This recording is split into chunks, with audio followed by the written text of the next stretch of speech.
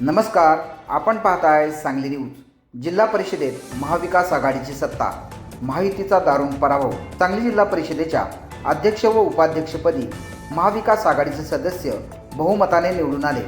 बुधवार दिनांक 18 मार्च रोजी दुपारी 2 वाजण्याच्या सुमारास या निवडीच्या प्रक्रियेस सुरुवात झाली. महाविकास आघाडीच्या नेत्यांनी अध्यक्षपदी संगीता पाटील यांचा तर महायुतीकडून स्वप्नाली मासाळ यांचा अर्ज दाखल करण्यात आला.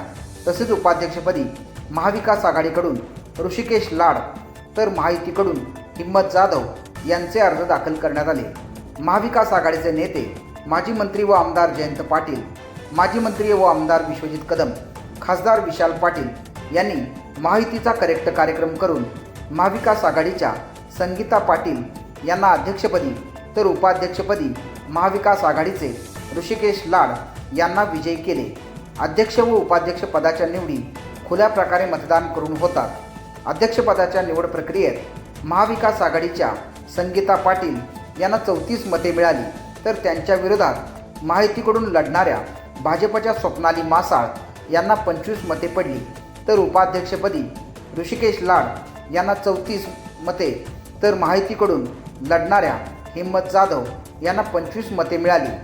त्याचप्रमाणे शिंदेंच्या शिवसेनेचे 2 उमेदवार या निवडणूक प्रक्रियेच्या मतदानाला गैरहजर राहिले.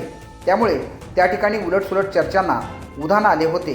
अत्यंत चुरशीच्या व नेत्यांच्या प्रतिष्ठेच्या अशा जिल्हा परिषदेच्या अध्यक्ष व उपाध्यक्ष पदाच्या निवडणुकीत महाविकास आघाडीची सत्ता आल्याने महायुती बॅकफूटवर गेली. त्याचप्रमाणे महायुतीच्या सर्व नेत्यांना या विजयाने मोठा धक्का बसला. सांगली न्यूजसाठी विद्याधर कुलकर्णी, सांगली.